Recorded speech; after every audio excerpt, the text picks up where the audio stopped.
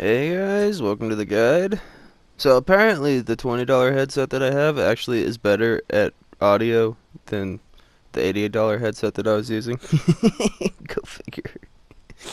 Yes, I love capitalism. It makes no sense. Alright, so yeah, anyways, on to the stupid story of this episode, which is why I philosophically put a big word in there to make it sound smart. Dislike the M16. And yeah, it's quite simple. Alright, so when the mark of the M16 came into service, which was like early Vietnam War, it marked the transition of America from like the global guardian to an empire. That's really why I don't like it. The AR-15 slash M16.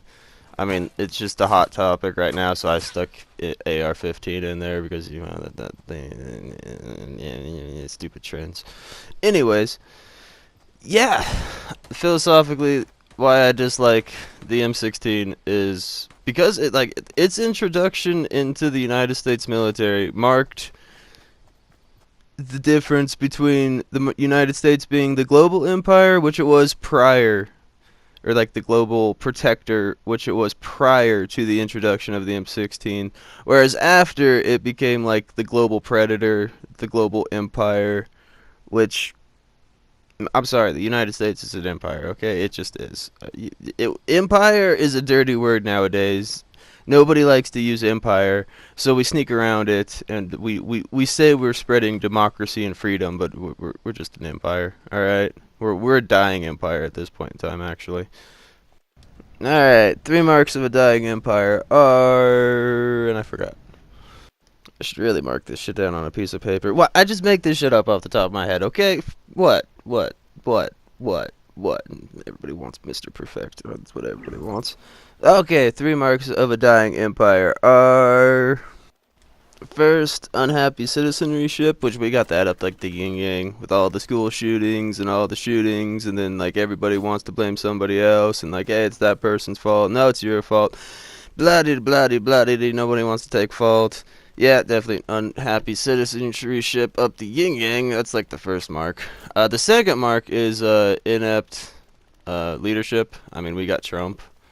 Woo, yeah, we got Trump. Like, the guy's still stuck in the 80s somewhere, okay? He's like stuck in the Cold War mentality. Russia's still the bad guy, even though, like, Russia's just off doing their own thing and they're just scared shitless of Europe at this point in time. Yeah, what are you going to do? You're going to protect your own borders, and then that's what they're doing against Europe, because, well, Europe has a history in invading Russia, so Russia's kind of spooked about that. And the third is failing economy, which our economy is floundering. Have you seen the graph that, like, they handed to the Congress? I think it was back in 2011, but it pretty much, from this point on, our debt, like, skyrockets straight up. So, yeah, we're pretty much on the verge of hitting hyperinflation, and there's nothing you can do about it, or we can do about it, because corruption in the government's so huge that, like, everybody wants a piece of the pie for making this bill go into order. And the lucky thing is as soon as our economy flounders, then China's economy will go as well, because they need our economy to support their economy.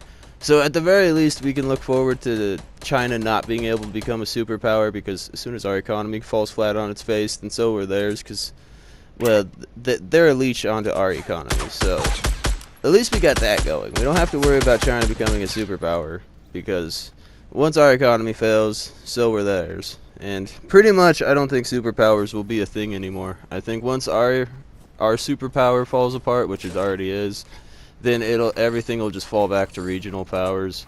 So you'll have like China as a regional power, we'll be a regional power, Russia will be a regional power in competition with Europe's regional power.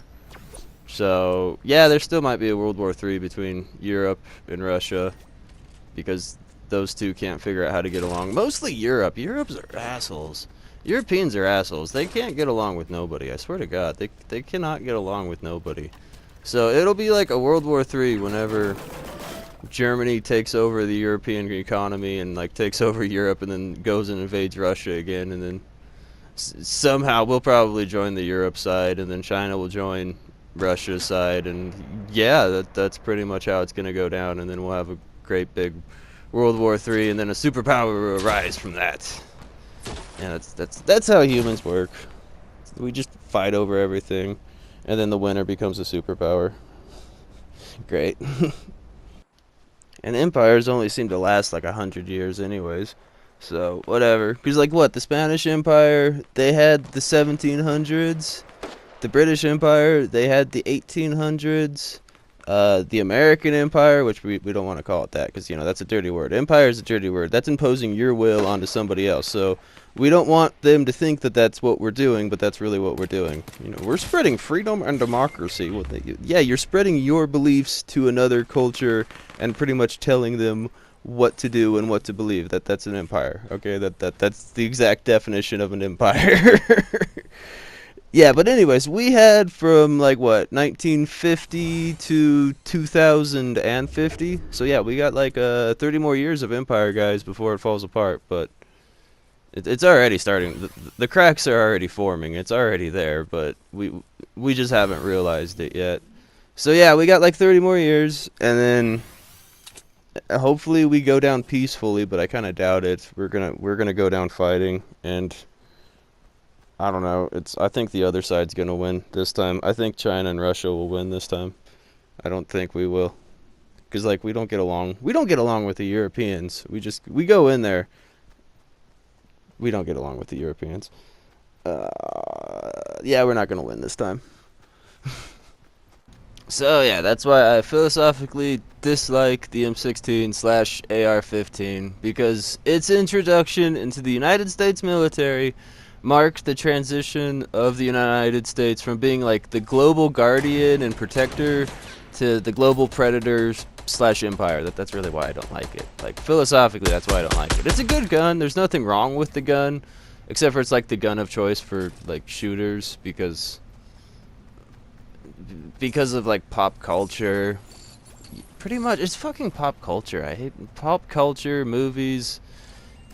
Don't even. I can go on for days about like why shootings happen and like why and it's like pop fucking culture, movies, pop culture, video games are a part of it. They are, but like pretty much it's just they always stick a band-aid on something that needs stitches. They're like, oh hey, your heart's bleeding and you need open heart surgery. Let's stick a band-aid on that, and then come back in 5 days and see if this is better.